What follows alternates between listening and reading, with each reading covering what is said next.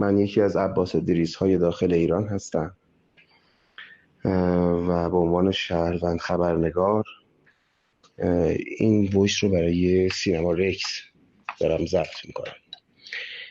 در مورد این گرد همایی که شاهزاده و مجموعه اطرافیانش شکل دادن میخواستم حرف بزنم. بی‌نظیر بود، احساس بسیار خوشایندی دارم. من همیشه اگه قرار بود 3 تا از اتفاقات مهم که واقعا میشه بهش گفت اکت سیاسی رو نام ببرم، یکیش سفر شاهزاده به اسرائیل بود، یکیش دیدار با افرادی بود قبل از انتخابات آمریکا که امروز سکاندار مهمترین وزارتخونه های آمریکا، اون موقع حتی رئیس جمهور انتخاب نشده بود چه برسه به وزراش، و یکیش هم نشست جورجتاون بود. بی تردید این رو باید به 4 تا افزایش داد. نشست مونیخ 2 عالی بود. خودم که هر 12 ساعت رو نشستم یه تک نگاه کردم و یه احساس دقیقا اون احساس برای من یه خورده ناشناخته بود. دقیقا نمیدونم، دلم گرفته بود، شاد بودم، امیدوار شدم، سعی کردم.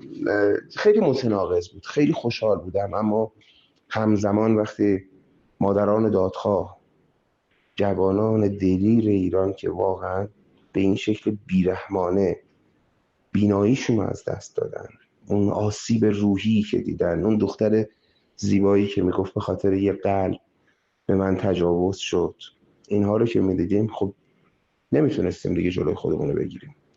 در کل 12 ساعت، بخشش به خاطر شادی، شور، بخشش هم به خاطر قصه، ناراحتی، غم، فقط در حال گریه کردن بودیم. صحبت‌های مادر اسمت اصلا جلسه بی‌نظیری بود.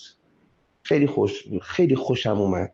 یعنی واقعا انگار حرف دل ما رو زد. گفت خوشحالم از این که افرادی هستند، این همه آدم که هنوز ایران رو دوست دارن. واقعا خوشحالیم از این که میبینیم افرادی هستند خارج از کشور که میتونن برن دنبال زندگیشون، میتونن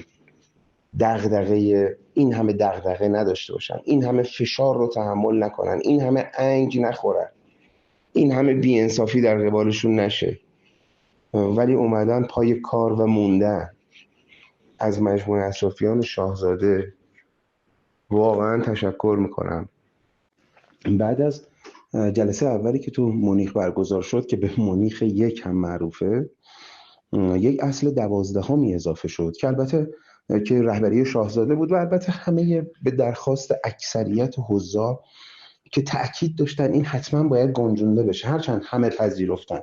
بعد از اعلام پذیرش رهبری توسط شاهزاده اون جلسه برگزار شده بود و تمام افرادی که اونجا بودن به رهبری شاهزاده آگاه بودن و میدونستن، اما به درستی این مسئله گنجونده شد. تمام افرادی که توی مونیخ 2 جلسه‌ای که 2 روز پیش برگزار شد شرکت داشتن و این اصل 12 رو امضا کردن، به درستی آگاه بودن که افرادی بودن که رهبری شاهزاده رو برای عبور از جمهوری اسلامی و دوران گذار پذیرفته بودن.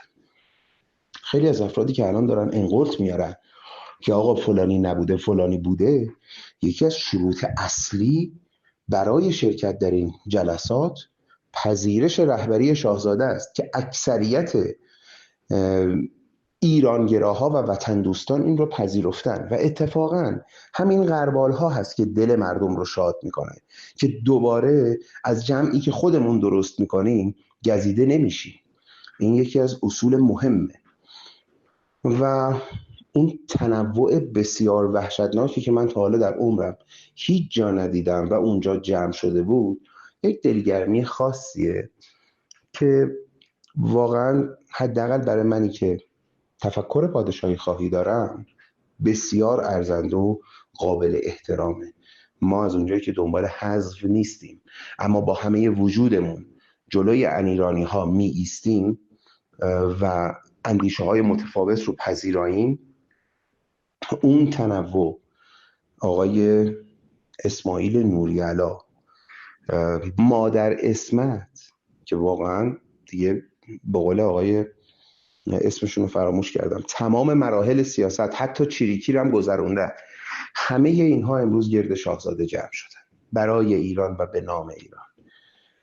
و این همه جوان، این همه انسان‌های مسن با تکثر عقیده و افکار اون جلسه فوق‌العاده رو شکل دادن. من به شدت بهش امیدوارم. واقعیتش قبل از اینکه شکل بگیرم بهش امیدوار بودم، ولی جوری این جلسه برگزار شد و جوری پیش رفت که اصلا یک امید خاص به ما داد.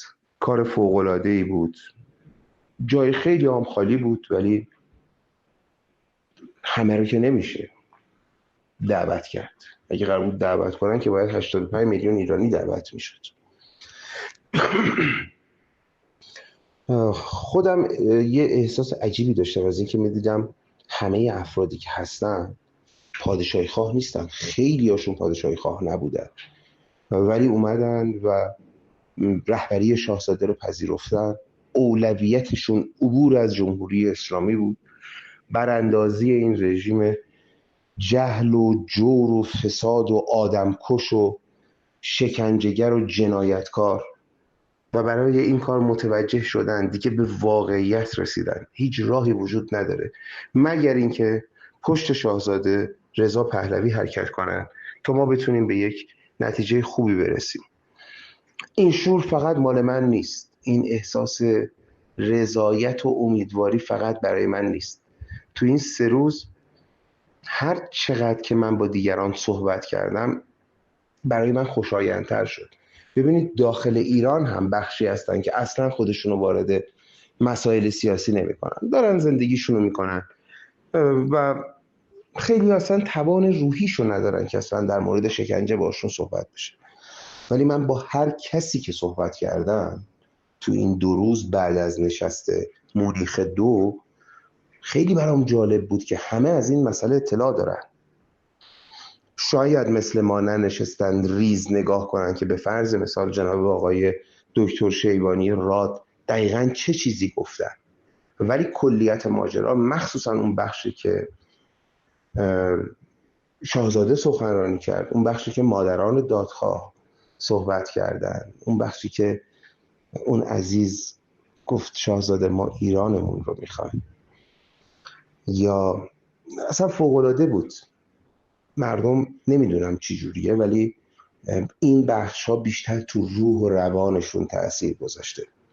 چیزی که خیلی همه رو تحت تأثیر قرار داد این بود که همه اعتقاد داشتن چاره ای نبود، شاهزاده نمیتونست بره استراحت کنه. هر کسی که اومد صحبت کرد مخاطب مستقیمش شاهزاده بود. اگر درخواستی داشت از شخص شاهزاده داشت، اگر حرفی میزد مخاطب خاصش شاهزاده بود. همه تو چشم شاهزاده صحبت میکردن، نگاه میکردن و حرف میزدن. و واقعا من نمیدونم این آدم با این سن، دیروزش، فرداش، چطور تونست 12 ساعت اونجا حضور داشته باشه و در انتها هم اون سخنرانی فوق‌العاده رو انجام بده. درود بر ایشون، درود بر اعلی حضرت و همینطور درود بر شاه دخت. حضورشون یک گرمای دیگه ای داد و یه امید دیگه ای برای ما که پادشاهی خواهیم. بدون تردید ایشون ولیعهد ایران زمین هستن و از این که ما میبینیم تا این حد دقیق به صحبت ها گوش میکنن، خودشون رو دخیل میکنن و صحبت ها رو گوش میکنن، همدردی میکنن و اینطور تمام مادران دادخواه، اون خواهران داغ دیده رو در آغوش میکشن، یه امید دیگه ای به ما میداد. چیزی که فقط یه مقدار خیلی جزئی کام مردم رو تلخ میکنه، طبق معمول انقلت آوردن بیجاست. من اصلا نمیخوام راجع به اون خانوم آخوندزاده صحبت کنم. ایشون میگه من از پدرم گذشتم، پس از هر پدری هم میگذرم. ببینید شما 50% حرفتون درسته خانوم مهدیه خانم، شما از پدرت گذشتی، حق هم داشتی. اتفاقا ما هم به شما حق میدیم. ما هم اگر اون پدر رو داشتیم ازش میگذشتیم. ولی اگر شما واقعا نسبت به پدرتون خشم دارید، این دلیل نمیشه این رو وارد سیاست بکنید. شما نسبت به پدرتون خشم دارید، اگر واقعی باشه، بذارید تصور کنید که واقعیه. شما نسبت به پدرتون خشم دارید و پدرتون تو کار سیاسته، فلذا فکر میکنید اگر وارد سیاست بشید میتونید روبروی پدرتون بایستید و برای این کار میگید پدر من بد بوده پس مفهوم پدر چیز بدیه. نه، اینطور نیست. شما نمیتونید 50% ابتدایی حرفتون رو بر اصول درست سوار کنید که آقا پدر من لایق این نیست که من بهش احترام بذارم، بعد بیاید 50% دوم حرفتون رو بر پایه این حرف درست غلط بچینید که فلذا هر جا که صحبت پدر میشه زن ستیزان است. این دیگه چه حرفیه؟